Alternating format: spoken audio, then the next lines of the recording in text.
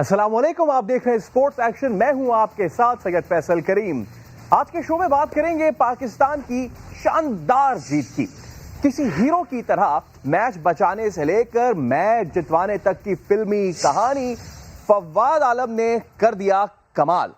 इसके अलावा बात यह भी होगी कि किस तरह घूमती गेंदों के जाल में प्रोटीज को जकड़ा यासिर और नौमान ने। इन सारी मस्बत चीजों पर भी बात होगी, लेकिन अभी कुछ मसाइल भी हैं। ओपनिंग बल्लेबाज जम ही नहीं सके। बाबर भी दोनों इनिंग्स में स्पिन पे आउट हुए और पेसर्स की गेंदबाजी में वो तीखापन नजर नहीं आया। तो अब सवाल ये उठता है कि क्या ताबिश खान और हारिस रऊफ में से किसी को मौका देना चाहिए।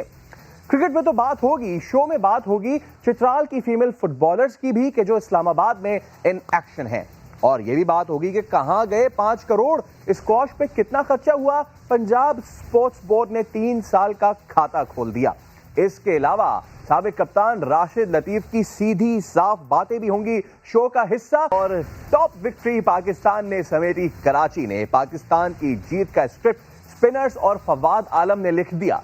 मैच का टर्निंग पॉइंट था तीसरे रोज के अख्ताम पर यासिर शाह का स्पेल, जब लेग स्पिनर ने वैन एंडरसन और फैफ डु प्लेसी को पवेलियन की राह दिखाई। तो पहला टेस्ट मैच किस तरह से जीता। साल का अच्छा आगाज पाकिस्तान क्रिकेट के लिए कि जब पाकिस्तान ने साउथ अफ्रीका को कराची टेस्ट में शिकस्त दी। हम बात करेंगे साबिक ऑफ स्पिनर जादूगर सईद अजमल साहब हमारे साथ मौजूद हैं। सईद भाई, बहुत शुक्रिया स्पोर्ट्स एक्शन को वक्त देने के लिए। सबसे पहले तो आपको मुबारकबाद। साउथ अफ्रीका को हराना बड़ा ज़रूरी था, क्योंकि पाकिस्तान 2020 के एंड में इतना अच्छा नहीं कर सका था, लेकिन स्टेटमेंट भी देनी थी क्रिकेटिंग वर्ल्ड को कि हम पीस लविंग नेशन भी हैं, और साउथ अफ्रीका भी आई है और उनको हरा भी दिया है। सबसे पहले तो अपने इमोशंस बताइए कि कैसे हैं। जी, सबसे पहले तो मेरी तरफ से भी मुबारक हो। आपके समा के तौर से स्पोर्ट्स चैनल आपने मुझे इनवाइट किया है। एक्चुअली बहुत बड़ी जीत थी पाकिस्तान के लिए, और पाकिस्तान के ऊपर काफ़ी तनकीद हो रही थी। लास्ट जो 2-3 सीरीज़ हैं पाकिस्तान हारा है, तो ये होम सीरीज़ थी। एक तो वाकई हमें पीसफुल मैसेज देना था कि बड़ी टीमें हमारे पास हैं और हमने बड़ा अच्छा उनको इंटरटेन किया है। प्लस हमें मैच भी जीतना था, और देखें, मैच हार जीत में इंटरटेन नहीं करना, हमने सिर्फ उनको सपोर्ट करनी है कि वो हमारे पास आए हैं। और मैच हमने इतना ज़बरदस्त खेला है कि मेरी एक्साइटमेंट बहुत अच्छी थी, बहुत ज़्यादा थी, क्योंकि पाकिस्तान की टीम, देखिए, पाकिस्तान की जीत में ही हमारी जीत है, और हारते भी हैं, पर थोड़ा बहुत सपोर्ट भी करना चाहिए टीम को। मगर ये है कि तनकीद उसके ऊपर करनी चाहिए जो सही नहीं हुई। देखें, तनकीद तो हर चीज़ पे होती है, और जो प्लेयर तनकीद के ऊपर पॉजिटिव लेता है वही हमेशा कामयाब है। देखें, बिल्कुल सही बात कह रहे हैं। तो क्रिकेट में बहुत कम नजर आती हैं, और रोना इसमें ज्यादा पड़ता है। मेरे ख्याल में कुछ 70% तो क्रिकेट में रोना पड़ता है और 30% स्माइलिंग फेस आता है। जब लेकिन चलें, स्माइलिंग फेस बिलाखिर हमें मिला तो सही पाकिस्तान की इस फतह पे। सही में, क्योंकि आपसे बेहतर स्पिनर जो है वो आपके टाइम पे और कोई दुनिया में था नहीं। तो हम जरा शुरू में आपसे स्पिन पे भी बात कर लेते हैं। नौमान अली की सबसे पहले हम बात करते हैं। डेब्यू पर शानदार परफॉर्मेंस इन्होंने दिखाया, इनको इंतजार करना पड़ा है, लेकिन इस इंतजार के बाद 34 साल में उन्होंने डेब्यू किया। इसके बाद पहली इनिंग्स में 2 बड़ी क्रूशियल विकेटें और दूसरी इनिंग्स में तो कमाल ही कर दिया, 5 विकेटें इन्होंने हासिल की। नौमान अली के बारे में अगर हम आपको बताएं तो 2003 में सांगड़ से ये हैदराबाद मुंतकिल हो गए थे, और 34 साल स्पिनर डेब्यू पर 5 विकेटें लेने वाले उम्र रसीदा क्रिकेटर भी पाकिस्तानी बन गए हैं। ये विकेटें किस तरीके से नौमान अली ने ली, इस पे भी हम बात करेंगे। किस तरीके से इन्होंने बैट्समैनों को फंसाया है। तो सईद भाई, नौमान अली की इंक्लूजन बड़ी जबरदस्त साबित हुई है। गो के इन्हें थोड़ा इंतजार करना पड़ा इंटरनेशनल सीन की तरफ आने में, लेकिन इसके बाद अगर नौमान अली को कहा जाए कि पाकिस्तान के लिए इस टेस्ट मैच में along with Yasir Shah Trump card साबित हुए पाकिस्तान की बॉलिंग की जानिब से, तो ये बेजाना होगा। बिल्कुल, देखें, आप एक चीज़ देखें कि नौमान अली जब खेले हैं अभी जो टेस्ट मैच, इन्होंने 11-12 साल डोमेस्टिक क्रिकेट खेली है, इसमें धक्के खाए हैं। उसके बाद जब ये कल जो लास्ट मैच खेले हैं, आपने देखा होगा कि इस प्लेयर के ऊपर कोई भी टेंशन, कोई भी अंडर प्रेशर कोई चीज़ नहीं नज़र आ रही थी। ऐसे लग रहा था कि ये पहले से ही पाकिस्तान की तरफ खेल रहे हैं, इनका डेब्यू नहीं है। यही चीज़ हम चाहते हैं कि पाकिस्तान के अंदर जो भी स्पेशली टेस्ट मैच में खेले, वो 8-10 साल डोमेस्टिक में खेलने के बाद, उसकी कंटिन्यू परफॉर्मेंस देखने के बाद उसको चांस मिलना चाहिए। बहुत कम प्लेयर ऐसे हैं जिनको फौरन चांस मिल जाए तो वो खेलते हैं। मोस्टली जो प्लेयर अच्छा। एक्सपीरियंस होते हैं, लाइक फवाद आलम देख ले आपने, बिल्कुल। उसने अच्छा परफॉर्मेंस दी है। आप देखें नुमान अली है, ये है, इन्होंने अच्छी अच्छा परफॉर्मेंस सईद दी है। भाई, देखें नौमान अली ये वो प्लेयर है। नौमान अली का जो आपने स्पेल देखा, जी जी। तो उसमें नौमान अली की सबसे अच्छी आपको बात क्या लगी? क्योंकि ऑब्वियसली पिच ने सपोर्ट किया, कराची की विकेट सपोर्ट करती है, रफ एरिया भी था, ये सारी चीजें थी, लेकिन इसके बावजूद एज अ बॉलर आप नौमान अली को आगे के लिए कितना पोटेंट करार देते पाकिस्तानी टीम के लिए? उनकी कौन सी डिलीवरीज जो हैं वो एज अ बैट्समैन अब लोगों को नजर रखनी पड़ेगी? देखें नुमान अली की अभी नई नई एंट्री हुई है और वो बड़े फोकस हैं बॉलिंग करने में। अगर वो इसी तरह फोकस रहे, विकेट टू विकेट वो बॉल करते हैं, उसको अपनी अपनी जगह का पता है कि उसने कहाँ पे बॉल करनी। ज़रा सा भी आउट ऑफ कंट्रोल होंगे तो वो मार खाएंगे। सबसे बेहतर बात, उनका आर्म बॉल बड़ा अच्छा है। दूसरा उसके बॉल के अंदर स्पिन है, पेस उसकी डोमेस्टिक। अगर आप देखें पाकिस्तान जो एशियन पिचेस है, इस पे पेस बड़ी वेरी करती है। जैसे 85 से 95 तक जो पेस है, यासिर शाह भी इसी पेस से बॉल कर रहे थे। उसमें ये होता है जब स्पिन मिल रहा हो ना, तब हमें फ्लाइट करने की ज़रूरत नहीं होनी चाहिए। और यही चीज़ नुमान अली में थी। उसने consistent stump to stump ball किया। सबसे बेहतर उसकी इकोनॉमिकल बॉलिंग थी। ज़्यादा उन्होंने लिमिट नहीं रखी अपनी बाहर इधर उधर करके चांस लेने की। उन्होंने एक ही काम किया कि बैट्समैन को खिलाया है।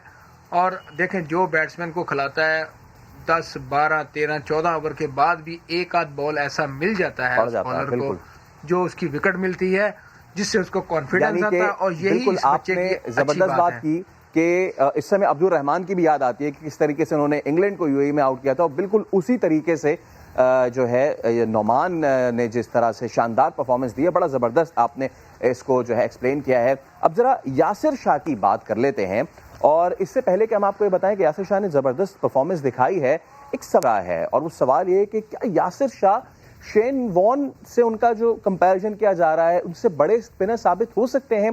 फिलवक्त यासिर शाह का स्ट्राइक रेट जो है वो शेन वॉन से बेहतर दिखाई दे रहा है। यासिर शाह हर 57.2 गेंदों बाद एक विकेट लेते हैं, और शेन वॉन को 57.4 गेंदों बाद विकेट मिलती थी। स्ट्राइक रेट के एतबार से यासिर शाह दुनिया के इस वक्त दूसरे बेहतरीन लेग स्पिनर हैं, और पहले पे स्टुअर्ट मैकगिल हैं। यासिर शाह ने कराची टेस्ट में 7 विकेटें हासिल की हैं। कुछ स्टैट्स की बात की जाए तो यासिर शाह अब तक 44 टेस्ट मैचेस में 234 शिकार कर चुके हैं। ये तो हमने यासिर शाह की बात की है। अब जरा हम ये देख लेते हैं कि किस तरीके से यासिर शाह ने बहुत ही जो बैट्समैन थे मजबूत फैफ डु प्लेसी, उसको किस तरह पहली इनिंग्स में अगर बात की जाए तो यासिर शाह ने जबरदस्त तेज बाहर निकलते हुए गेंद पर आउट किया। और अगर हम दूसरी इनिंग्स की बात करें तो आप देख सकते हैं कि वही बैट्समैन, वही तगड़ा batsman Faf du Plessis, googly की बॉल अंदर रहा, स्ट्रेट वन आया अंदर, और वो एलबीडब्ल्यू हो गए। इस वेपन की अब हम जरा बात करते हैं, इस वेपन के मास्टर से। सईद भाई, यासिर शाह ने वैसे तो जबरदस्त परफॉर्मेंस दिखाई है, इनकी शेन वॉन से कंपैरिजन भी की जा रही है, तो आप समझते हैं कि आने वाले वक्त में, गो के अभी थोड़ा सा जो है मार्जिन है यासिर शाह का स्ट्राइक रेट का, अगर शेन वॉन से बात की जाए, आने वाले वक्तों में क्या यासिर शाह शेन वॉन को बीट कर सकते हैं? सबसे पहले तो आप हमें ये बताएं। देखें, कोई भी ऐसी चीज़ नहीं है दुनिया में जो अगर इंसान सेहतमंद तंदुरुस्त हो उसको अचीव नहीं कर सकता। यासिर शाह बिल्कुल अचीव कर सकते हैं और कर भी रहे हैं। और माशाल्लाह पिछले जब से मैं क्रिकेट से निकला हूँ, यासिर शाह वह स्पिनर है जो पाकिस्तान के लिए स्पेशली टेस्ट मैच में बहुत अच्छे परफॉर्म कर रहे हैं, और उनकी 44 मैचेस में बहुत अच्छी विकेटें हैं और बेहतरीन स्ट्राइक रेट के साथ बॉलिंग कर रहे हैं।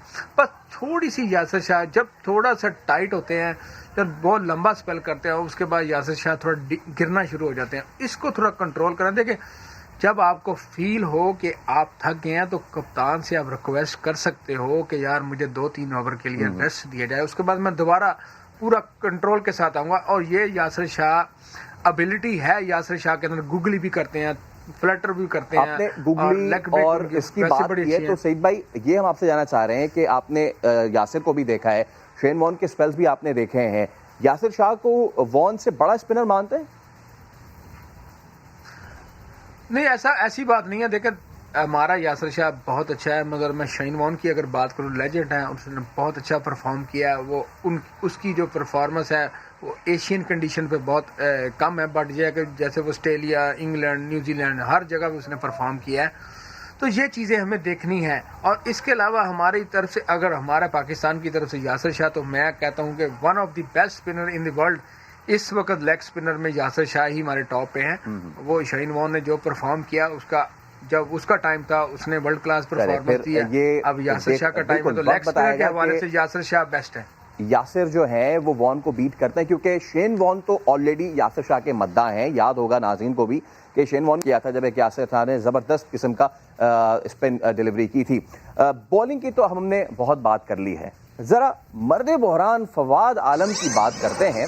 फवाद आलम के जिन्होंने टेस्ट मैच बचाया, पहली इनिंग्स में सेंचुरी जड़ के और दूसरी इनिंग्स में बी फिटिंग उन्होंने विनिंग शॉट लगाया और पाकिस्तान को विक्ट्री दिलाई। बहुत बात हुई फवाद आलम के हवाले से, और फवाद आलम के स्टांस पे जरा अब हम एक नजर डाल लेते हैं कि जब भारतीय से लेकर वेस्ट इंडियन क्रिकेटर्स और कमेंटेटर्स फवाद आलम के गुण गा रहे हैं तो सबने उनके स्टांस का मजाक जरूर उड़ाया है, लेकिन आपको हम जरा कंपेयर करके दिखा रहे हैं कि फवाद आलम का स्टांस मिलता किससे है। शिव नारायण चंद्र पॉल जो कि वेस्ट इंडियन लेजेंड हैं और इसी स्टांस, इसी जो है स्टाइल के साथ बैटिंग करने वाले चंद्र पॉल ने टेस्ट मैच में 51 की औसत से लगभग 12,000 रन बना रखे हैं। वनडे में भी उनका रिकॉर्ड शानदार है, 8,000 रन वहां भी बना रखे हैं। और फवाद आलम का भी लगभग यही स्टांस है। उसी तरीके से वो क्रीज से बहुत दूर से शुरू करते हैं, उसके बाद मिडिल में आते हैं और उसके बाद अपना स्ट्रोक वो लगाते हैं। सईद भाई से इस पे भी हम बात करते हैं। सईद भाई, बड़े लोगों ने क्रिटिसाइज किया फवाद आलम को, फवाद आलम के स्टांस को, और कहा कि जी इनसे अच्छे भी प्लेयर्स हैं, इनसे अच्छे प्लेयर्स हम सेलेक्ट कर रहे हैं और इनका स्टांस अच्छा नहीं है। बाहर की कंडीशंस में फवाद आलम का ये स्टांस जो है वो बुरी तरीके से एक्सपोज हो जाएगा, लेकिन उन्होंने न्यूजीलैंड में भी सेंचुरी मारी, अब होम कंडीशन में भी इसी स्टांस के साथ सेंचुरी मारी। आपने चंद्र पॉल को भी खेलते हुए देखा है, आपको लगता है कि जिस तरह शिवनारायण चंद्र पॉल 12,000 रन कर गए, फवाद आलम को आगे और चांस मिले तो वो इसी स्टांस के साथ चंद्र पॉल के करीब आ सकते हैं? जी डेफिनेटली आ सकते हैं। देखिए जी, उसने सबसे पहले तो अगर आप डोमेस्टिक की बात करें तो फवाद आलम टॉप 5 में, दुनिया के टॉप 5 प्लेयर में आते हैं जिन्होंने हाईएस्ट एवरेज के साथ स्कोर बनाया फर्स्ट क्लास क्रिकेट में। अपार्ट फ्रॉम 200 उन्होंने इनिंग के बाद की बात करें तो ये चीज़ देखनी। देखें, जब बॉल डिलीवर होता है, जब बॉलर के हाथ से बॉल डिलीवर होता है तो फवाद आलम का स्ट्राइक तब देखना चाहिए कि ये किस पोजीशन में खड़े हैं। एक्चुअली जब बॉलर डिलीवर करता है तो फवाद आलम राइट उस जगह पे खड़े होते हैं जिस तरह पे आम बैट्समैन जो वर्ल्ड क्लास बैट्समैन खड़े होते हैं, बिल्कुल रेडी पोजीशन में होते हैं।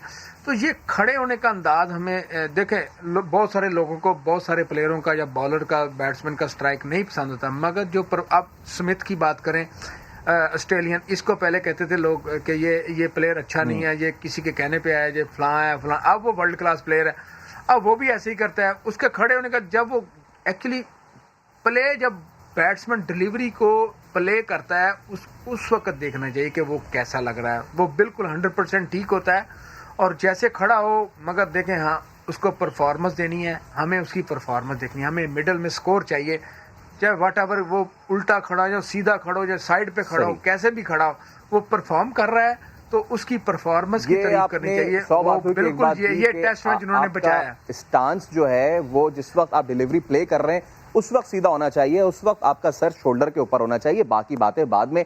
परफॉर्मेंस की बात की, फवाद आलम तो परफॉर्म किया, लेकिन एक मसला आ रहा है और वो मसला है हमारे ओपनिंग स्लॉट का, जो कि अरसे से चला आ रहा है। जरा हम दिखाते हैं आपको कि किस तरीके से, सबसे पहले तो आबिद अली, उनको इतना ज्यादा स्ट्रगल करना पड़ा अपनी होम कंडीशन में। तो सबसे पहले आबिद अली के डिसमिसल्स देखते हैं कि पहली इनिंग में वो बोल्ड हुए और दूसरी इनिंग में भी तकरीबन लगभग उसी तरीके से उनका ये दूसरी इनिंग्स का आप देखें तो उसी तरीके से वो आउट हुए हैं। ये तो थे जनाब आबिद अली के दोनों डिसमिसल्स और दोनों वो फास्ट बॉलर पे आउट हुए। अब अगर बात करें हमारे दूसरे जो डेब्यूटेंट ओपनर थे इमरान बट, उन्होंने वो भी इसी तरीके से आउट हुए हैं, उनको भी तकलीफ हुई है बाउंसी बॉल्स पे। पहली इनिंग में भी वो कैच आउट हुए और दूसरी इनिंग्स में, पहली इनिंग का हम आपको डिसमिसल दिखा रहे हैं और दूसरी इनिंग्स का दिखाएं तो दूसरी इनिंग्स में वो कॉट बिहाइंड हुए हैं। तो अब जरा इन दोनों ओपनर्स की भी हम बात कर लेते हैं सईद भाई से। सईद भाई, हम आबिद अली पे काफ़ी ज़्यादा रिलाय कर रहे हैं, उन्होंने बड़ी अच्छी इनिंग्स खेली और इमरान भट्ट को हमने चांस दिया, लेकिन आपको कहीं लगता है कि होम कंडीशंस पे एक चांस और देना चाहिए था शान मसूद को, या फिर शकील सऊद को लाया जा सकता था? क्या कहेंगे? देखें, सऊद शकील तो अभी अभी हैं, पीछे स्क्वाड में हैं, मौजूद हैं, मगर देखें अब किसी भी प्लेयर को, जैसे आप कह रहे हैं कि शान मसूद को चांस बिल्कुल मिलना चाहिए। देखें आपके जो प्लेयर हैं, देखें कंडीशन के हिसाब से उनकी एवरेज देखें, उसकी परफॉर्मेंस देखें। शान मसूद थोड़ा से परफॉर्म नहीं कर सकते पिछले मैचेस में। अगर आबिद अली की बात करें तो उनकी भी ड्यू है, 8-10 इनिंग मैंने देख ली हैं जिसमें वो 50 से 25-30, 25-30, 20-25-30 से ऊपर नहीं जा रहे, उनके ऊपर भी ड्यू है। अगर वो नहीं करेंगे इस कंडीशन में भी, जो हमारी बड़ी परफेक्ट बैटिंग कंडीशन है, अगर इस पर भी कोई डेब्यू भी करता है या कोई हमारा पुराना प्लेयर जो परफॉर्म नहीं कर रहा है वो नहीं करेगा, तो फिर तो हमारा अल्लाह ही हाफिज है। देखें ओपनर हमें बहुत डेफिनेटली जरूरत है। इसी बात को लेके ना सईद भाई, इसी बात को लेके आप अगर हमें बताएं कि ओपनिंग से लेके बाकी पूरी टीम बॉलिंग लाइन में भी अगले टेस्ट मैच में आप कोई तब्दीलियां देखते हैं? क्या ताबिश को लाना चाहिए, उनका भी बड़ा लंबा सा ड्यू है डेब्यू, या फिर हारिस रऊफ को एज अ पेसर लाना चाहिए, क्योंकि हमने वो तीखापन नहीं देखा अपनी पेस बॉलिंग में? और अगर ओपनिंग की स्लॉट की बात की तो उसमें कुछ तब्दीली अगले टेस्ट के लिए आप क्या देखते हैं? देखें मुझे अगली जो पिच बनाने जा रहे हैं पीसीबी, आई डोंट नो, पता नहीं क्या पिच बनाएंगे, मगर मेरे ख्याल में जो पिच कराची की थी इसी से बेहतर पिच नहीं बनानी चाहिए हमें। इससे थोड़ी लो स्पिन ट्रैक बनाना चाहिए ताकि हमारे स्पिनर जो परफॉर्म कर रहे हैं वो करें। फास्ट बॉलिंग ने इतनी अच्छी बॉलिंग नहीं की। इस किस्म की जो पिचेस होती हैं या इस किस्म की कंडीशन होती है, इसमें रिवर्स स्विंग वाले बॉलर ज़्यादा कामयाब होते हैं। तो हारिस रऊफ रिवर्स स्विंग अच्छी करते हैं, मगर उसके अगर देखा जाए तो हसन अली भी रिवर्स स्विंग करते हैं, मगर वो नए आए हैं इंजरी के बाद, काफ़ी अर्से के बाद, इंजर होने के बाद वापस आए हैं। तो फास्ट बॉलर के ऊपर मुझे लग रहा है शायद एक आध चेंज पाकिस्तान कर सकता है, बाकी अदरवाइज मुझे नहीं लग रहा कि कोई टीम चेंज करेगा। और अगर एज ए सिलेक्टर मैं बात करूं तो मैं नहीं चाहूंगा कि कोई भी लड़का चेंज हो, क्योंकि विनिंग कॉम्बिनेशन के साथ जाना चाहिए। हाँ, पेस में थोड़ा बहुत ऊपर नीचे कर सकते हैं। बहुत शुक्रिया। सईद अजमल मौजूद थे, जादूगर स्पिनर अपने वक्त के, और उन्होंने बताया कि जी पाकिस्तान की जीत सबको बड़ी मुबारक हो और दूसरे टेस्ट के लिए इससे भी ज़्यादा स्पिनिंग विकेट करनी चाहिए ताकि पाकिस्तान एक टेस्ट सीरीज अपने नाम कर सके। स्पोर्ट्स सेशन में वक्त हुआ ब्रेक का, लेकिन ब्रेक के उस पार हाजिर होंगे तो आपको राशिद लतीफ़ की सीधी खरी बातें सुनाएंगे और दिखाएंगे कि चित्राल से फीमेल फुटबॉलर्स इस्लामाबाद में क्या कर रही हैं। हमारे साथ रहिए।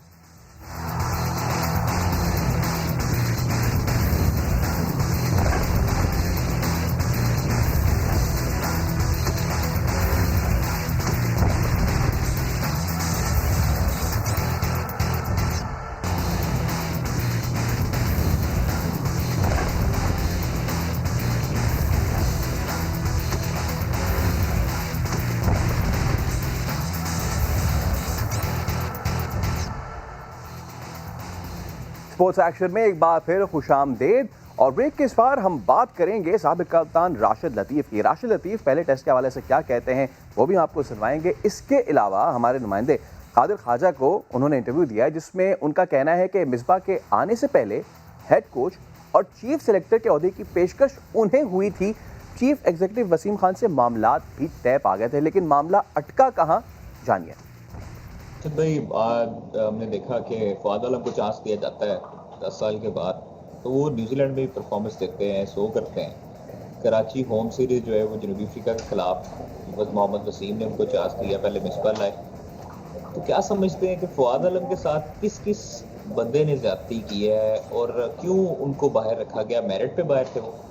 ये मैं समझता हूँ कि लोग समझ नहीं सके फवाद की टेक्निक को, उसकी एबिलिटी को, उसके पैशन को, उसकी डेडिकेशन को। शायद हम लोग इसमें चले गए कि यार इसका ना स्टांस अच्छा नहीं है, हम खूबसूरती में चले गए। फवाद आलम की नज़र में आ रहा है ये T20 नहीं खेलते, ये वनडे नहीं खेलते, तो इसलिए हाइप नहीं क्रिएट होती। हम बहुत सारे ऐसे प्लेयर्स के पीछे भागते हैं जो कि 4-5 अच्छे चौके मारते हैं और उसके बाद वो आउट हो जाते हैं। आपके पास में देखा उमर अकमल बहुत अच्छे प्लेयर थे, अहमद शहजाद अच्छे प्लेयर थे, लेकिन अपने आप को वो सेटल नहीं कर सकते। वाइट बॉल में बड़ा नाम किया लेकिन उसी तरह से वो वापस भी आ गए। तो फवाद आलम का रिकॉर्ड ही वो बता रहा है कि वो क्या प्लेयर है। बड़ा लॉस है पाकिस्तान का। मैं ये नहीं कहूँगा कि फवाद आलम का लॉस हुआ है, ये पाकिस्तान का लॉस है। फवाद आलम को ना खेलना, ब्लेम हम किसी को नहीं देंगे। मिसबा और वकार के सितारे गर्दिश में हैं आजकल। तो न्यूजीलैंड से सीरीज हार के आते हैं इसमें घुमाया हुआ सबको। उसके बाद से सितारे गर्दिश पे आने लग जाते हैं। क्या समझते हैं कि सर कोचेस को मौका देना चाहिए या परफॉर्मेंस बेस हर सीरीज के लिए उनको बनाना है? नहीं, लॉन्ग टर्म बनाना चाहिए। देखिए जो वकार आए हैं या मिसबा हैं, ये हीरोज हैं हमारे, ठीक है। ये कुछ टाइम ज़रूर लगता है क्योंकि हर कोई पाकिस्तान में कोच तो नॉर्मल कोचिंग करते हैं, लेकिन नेशनल टीम में थोड़ा टाइम ज़रूर लगता है। मिसबा आए, उसके बाद एकदम से आया कि उनको हटाया जा रहा है। मैंने देखा आपके चैनल पे, आप ही ये हेडलाइनें थी, हिला के रख दिया सबको। और लेकिन ये है कि टाइम देना चाहिए, वकार हों या मिसबा हों, टाइम देना चाहिए। और अभी रिसेंटली कराची में भी मैंने देखा कुछ नेशनल हाई परफॉर्मेंस सेंटर के भी लोग वहाँ पहुँच गए थे। नहीं, जो जिसका डोमेन है उसमें रहने दें, और जो जिसका काम है जॉब डिस्क्रिप्शन आप दे दें उनको, वही वो करने दें। अगर बैटिंग कोच है, बॉलिंग कोच है, फील्डिंग कोच है, हेड कोच है, उनके पास टीम दे दी है, वही जवाब देंगे। लेकिन अगर दूसरे लोग जाएंगे तो वो गलत है, मैं ये समझता हूँ। बाकी क्रिकेट बोर्ड मालिक है, कुछ कर सकता है, लेकिन ऐसा करना टीम की के लिए अच्छा नहीं होता और कोचेस के लिए भी अच्छा नहीं होता। तो मौका मिलना चाहिए। वकार को तो काफ़ी मौका मिले। विकी को तो मैं बोलता हूँ यार तू कमेंटेटर ज़्यादा अच्छा है, कोचिंग में ज़रा सा मेरी तरह ही है, तो कमेंट्री की तरफ आ जा। लेकिन ठीक है, उसका अपना शौक़ है, हम मना नहीं कर सकते। लेकिन परफॉर्मेंस अगर अच्छी नहीं होगी तो पीसीबी खुद, इनका टेन्योर ख़त्म होगा तो जब ही डिसाइड करेगा ना। मिडिल में अगर बात करना है वो शायद मुनासिब नहीं है। अच्छा सर, ये बताएं कि आपको भी ऑफर्स आई थी चीफ सेलेक्टर के लिए। उमेश राय ने बताया कि आपने हमेशा बैक फुट पे रह के क्यों खेला है, आप फ्रंट फुट पे क्यों नहीं यार आते? इस तरफ आने का था मेरा, ऐसा नहीं था कि मैं बिल्कुल ही। मीटिंग भी हुई वसीम खान साहब से हुई, लेकिन मामला तय नहीं हो पाए। तो इस वजह से शायद अमली जामा नहीं पहना सके वसीम खान और हम। क्या सर मामला क्या नहीं तय पाए? कोई फाइनेंशियली मामला थे या कोई आपकी टर्म्स एंड कंडीशन थी जो वसीम खान ने ये निभाई? टर्म्स एंड कंडीशन तो नहीं, बस वसीम खान ने कर लिया था, डन हो गया था। ये ब्रेकिंग न्यूज़ है। शायद मानी साहब को, शायद वो क्योंकि फाइनेंस के हैं ना, वसीम खान ने डन कर दिया था, जितने भी मामला थे फाइनेंस के कर दिया था डन। लेकिन अथॉरिटी चेयरमैन क्रिकेट बोर्ड होते हैं, चीफ सेलेक्टर के लिए मोहम्मद वसीम से पहले उन्होंने आपको डन नहीं, कर ये दोनों चीफ सेलेक्टर, इसकी बात नहीं कर रहा मैं, मिसबा से पहले की बात कर रहा हूँ। मिसबा से पहले भी अच्छा, ऑफर हुई, हाँ, उस वक्त जब थी ना। तो अभी भी राब्ता किया है पीसीबी ने आपसे? मैं और पीसीबी अलग नहीं है, कभी भी राब्ते में रहता हूँ मैं। बिल्कुल आपको अंदाज़ा होना चाहिए, जो आप ब्रेकिंग फेंक रहे होते हैं ना, बहुत ही जितने भी होती हैं चीज़ें बहुत सारी पता होती हैं, लेकिन हम दे नहीं सकते। लेकिन आप लोग का काम है। लेकिन हम कुछ चीज़ें सीने में, पाकिस्तानी की कप्तानी की हुई है, बहुत सारी चीज़ें हमारे सीने में दफन होती हैं, उसको हम रिवील नहीं कर सकते। तो राशिद होते या तो चीफ सेलेक्टर या कुछ, लेकिन मानी नहीं माने। इसके अलावा राशिद ने यह भी कहा कि लोगों ने फवाद आलम के स्टांस पे ज़्यादा फोकस किया, उनकी परफॉर्मेंस पे नहीं। लेकिन उन्होंने ये भी कहा कि आगे पाकिस्तान टीम के लिए मुस्तकबिल रोशन, अगर इसी तरीके से वो परफॉर्म करते रहे। स्पोर्ट्स एक्शन में हमने क्रिकेट पे तो बहुत बात की, लेकिन अब सवाल उठ रहा है 5 करोड़ का कि कहाँ गए 5 करोड़, किस पे खर्च हुए 5 करोड़। स्क्वॉश एसोसिएशन पंजाब 2017 से 2019 के स्पोर्टिंग फंड का रिकॉर्ड दे। स्पोर्ट्स बोर्ड पंजाब ने यह हतमी नोटिस भिजवा दिया है। पंजाब स्क्वॉश एसोसिएशन से साल 2017 से 2019 तक 5 करोड़ रुपए का हिसाब किताब, सारा कच्चा चिट्ठा मांग लिया है। स्क्वॉश एसोसिएशन को चैंपियनशिप और टूर्नामेंट्स का इनेकाद करवाने के लिए बहुत बड़ी ये रकम दी गई, लेकिन 3 साल में स्पॉन्सर्स की मदद से पंजाब स्क्वॉश एसोसिएशन ने बस चंद टूर्नामेंट्स करवाए और पंजाब स्पोर्ट्स बोर्ड को दे दिया लॉलीपॉप। 5 मरतबा पंजाब स्क्वॉश एसोसिएशन से हिसाब भी मांगा गया, लेकिन किसी भी नोटिस का जवाब ना देने पर पाकिस्तान स्क्वॉश फेडरेशन और पंजाब स्क्वॉश एसोसिएशन को आखिरी वार्निंग ये दी गई है। हम बात करेंगे, हमारे साथ सेक्रेटरी पंजाब स्क्वॉश शिराज सलीम, इसके अलावा डीजी स्पोर्ट्स अदनान अरशद भी मौजूद है। सबसे पहले हम शिराज साहब से बात करते हैं। शिराज साहब, सबसे पहले तो ये बताएं कि स्पोर्ट्स बोर्ड पंजाब को पहले हिसाब किताब का ये ख्याल क्यों नहीं आया? जी, अस्सलाम वालेकुम फैसल साहब, बहुत शुक्रिया आपका कि आपने मौका दिया। सबसे पहले तो मैं आपको थोड़ी सी इसकी बैकग्राउंड बताऊंगा, फिर आपको खुद ही सारी बातें क्लियर हो जाएंगी। ये फंड पंजाब स्पोर्ट्स बोर्ड ने पंजाब स्क्वॉश एसोसिएशन को दिसंबर 2017 में एलोकेट किए और वी आर रियली ग्रेटफुल कि उस वक्त जिस वक्त जो हालात थे उसमें ये फंड हमें मिलना बहुत एक अच्छी बात थी और जिसको हमने यूज करना था स्क्वॉश के लिए। और हमारे इस फंड को जो हमें दिए गए उसके सिर्फ दो ही पर्पस मेन थे उस वक्त, एक स्क्वॉश की प्रमोशन और दूसरा स्क्वॉश का इंफ्रास्ट्रक्चर बिल्ड करना। मैं इसमें आपको बताता चलूं कि 2018, 2019 और फिर 2020 इन 3 सालों में ईच ईयर हर साल में 12 से 15 टूर्नामेंट हमने पंजाब में सिर्फ अरेंज किए हैं। ये सिर्फ लोकल टूर्नामेंट नहीं थे बल्कि इसमें इंटरनेशनल टूर्नामेंट थे और इसमें इंटरनेशनल प्लेयर 7 से 8 डिफरेंट मुल्कों से आके यहाँ पर खेले हैं, जो कि 2006 के बाद जब उस वक्त कोर्ट लगाए गए थे तो उसके बाद ये यानी कि 14 साल के बाद 15 साल के बाद ये इवेंट लाहौर में करवाए गए। और ये तो सर कथा कलामी की मादर शिराज साहब, लेकिन उसमें यही सवाल उठ रहा है कि 5 करोड़ का तो आप जवाब देंगे, लेकिन उसके साथ बीच में एक और चीज़ आ रही है और वो है स्पॉन्सर्स की मदद से आप लोगों ने करवाए, तो पैसा तो वहाँ से भी आया। सर उस जो देखिए मैं आपको बता देता हूँ, स्पॉन्सर से उसका सिर्फ 5% आया होगा। देखिए पिछले 20 साल से पंजाब स्क्वॉश एसोसिएशन स्पॉन्सर के साथ कर रही है, लेकिन ये टूर्नामेंट हम नहीं करा पा रहे थे क्योंकि इसके लिए हमें फंड चाहिए थे। हम अप्रिशिएट करते हैं कि पंजाब स्पोर्ट्स बोर्ड ने हमें वो फंड दिए जिनकी वजह से हमने ये टूर्नामेंट कराए।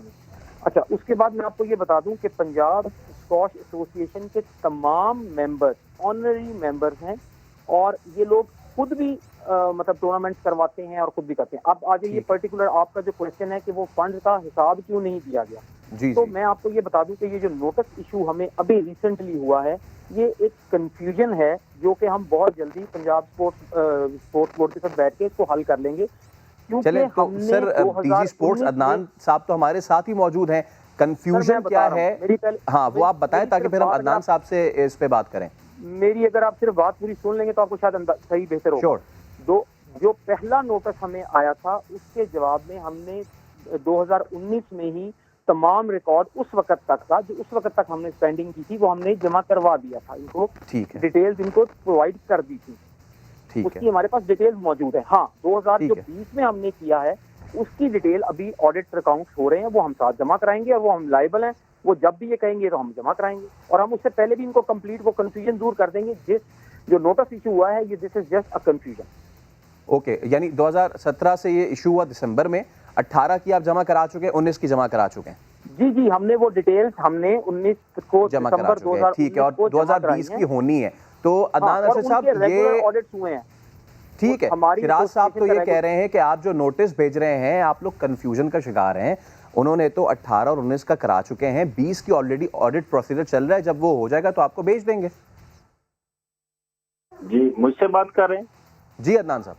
जी बहुत शुक्रिया जी आपने लाइन के लिए। पहली बात तो ये है कि ये जो हम जो भी किसी अकाउंट्स के हवाले से तमाम एसोसिएशन के साथ हमारी बात चलती है तो ये एक फाइनेंशियल डिसिप्लिन को कायम रखने के लिए ये एक नेसेसिटी है, क्योंकि जो भी गवर्नमेंट ऑफ क्योंकि पब्लिक मनी है और जो भी हम इनको फंड्स देते हैं किसी भी एसोसिएशन को तो उसका अकाउंट फॉर करना ये भी एक फाइनेंशियल मजबूरी हमारी भी है, गवर्नमेंट को हमने वापस जवाब भी देना है। तो जहां तक नोटिस का है तो हमने इन्हें 1/8/2017, 22/3, 19, 11/4/19, 15/5/19, 12/6/19 और लॉन्ग लिस्ट ऑफ नोटिस। तो हमारा तो यही है कि अभी भी हमने इनको लिखा है कि आप हमें जो है पूरा इसका जो एमओयू के साथ हमारा। सर अदनान साहब जो आप ये बता रहे हैं कि 2019 की आपने इतनी सारी डेट्स बताई हैं, ये तो कह रहे हैं शिराज साहब के इन्होंने दे दिया 2019 का, लेकिन आपके मुताबिक जो आप कह रहे हैं कि जी हमने फला डेट यानी कि पहले नोटिस में दूसरे नोटिस में आपको 2019 की चीज़ें क्लियर नहीं की गई हैं? जी नहीं, अभी तक। लेकिन 2019 के जो फंड्स की ऑडिट है वो आपके पास आ गई है, क्या आप ये कंफर्म कर सकते हैं? ये हमारे साथ बैठ जाएं ताकि अगर कोई है इनका इश्यूज हैं, क्योंकि अभी हमारे पास ऐसा रिकॉर्ड में ऐसा कोई चीज नहीं है, जैसे आती है तो बल्कि इसीलिए तो शिराज साहब 2019 तो आप कह रहे हैं कि आप जमा करा चुके हैं जो भी फंड्स की चीजें थी, लेकिन अदनान साहब कह रहे हैं कि 2019 की चीजें नहीं आई हैं। आगे चलते हैं अदनान साहब, अब जरा ये बताएं कि स्पोर्ट्स बोर्ड पंजाब ने स्क्वॉश के लिए जो स्क्वॉश कॉम्प्लेक्स है, हिकमत अमली क्या बनाई है इसके लिए? जिसको ये बहुत अच्छा आपने किया, क्योंकि ये 20-22 साल से इसी तरीके से स्क्वॉश कॉम्प्लेक्स जो है हमारा वो किसी न किसी वजह से आगे नहीं चल सका। अभी 300 मिलियन गवर्नमेंट ऑफ पंजाब ने इसके लिए मुख्तस कर दिए और इस फाइनेंशियल ईयर में उसमें से 50 मिलियन से हम वर्क स्टार्ट करने जा रहे हैं with in a very few days. तो ये इंटरनेशनल स्टैंडर्ड का स्क्वॉश कॉम्प्लेक्स होगा इंशाल्लाह, जिसमें हम जो आने वाले सैफ गेम्स हैं उनको भी करवा पाएंगे और नेक्स्ट भी जो भी इंटरनेशनल हमारा कोई भी इवेंट आता है तो हम उसमें इस मुकम्मल तौर पर ये इंटरनेशनल होगा।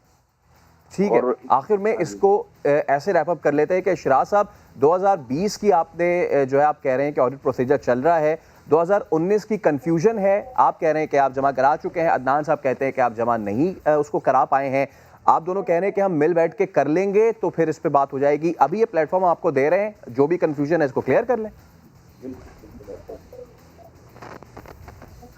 शिराज साहब जी फैसल साहब, आप बिल्कुल ठीक कह रहे हैं। 2019 तक की जो टूर्नामेंट जिस वक्त हमने इनको इन्फॉर्मेशन सबमिट की थी उस वक्त तक की डिटेल हम दे चुके हैं। देखें, ये 5 करोड़ जो हमें मिला था, ये अभी भी इसमें से बहुत ज्यादा पैसा हमारे पास बैंक में पड़ा है। जो इस्तेमाल हुआ 19 तक, उसकी हमने 19 में डिटेल दे दी। जो 20 में पैसा इस्तेमाल हुआ उसकी डिटेल हम इनको अभी प्रोवाइड करेंगे बैठ के। यानी कि अभी भी अब वो चीजें हैं उसको प्रोवाइड करना है। और अदनान साहब बहुत शुक्रिया, डीजी स्पोर्ट्स हमारे साथ मौजूद है पंजाब स्पोर्ट्स बोर्ड के। इसके अलावा शिराज सलीम सेक्रेटरी पंजाब स्क्वॉश भी हमारे साथ मौजूद थे। स्क्वॉश की तो हमने बात की है और जो सिचुएशन है वो सभी जानते हैं। गो के स्पोर्ट्स बोर्ड ये कहता है कि हम बेहतर से बेहतर कर रहे हैं। आगे बढ़ते हैं और हम बात करेंगे इस्लामाबाद में आई चित्राल के मेहमान फुटबॉलर्स की, जो खेल में महारत भी चाहती हैं, मुल्क का नाम रोशन करने के लिए पुरअज़म भी हैं। इनसे मुलाकात करवानी फरा रब्बानी इस रिपोर्ट में। दौड़ती भागती किक्स लगाती चित्राली फुटबॉलर गर्ल्स जो खेल में महारत पाकर मुस्तकबिल ताबनाक बनाने के लिए बनी है इस्लामाबाद की मेहमान।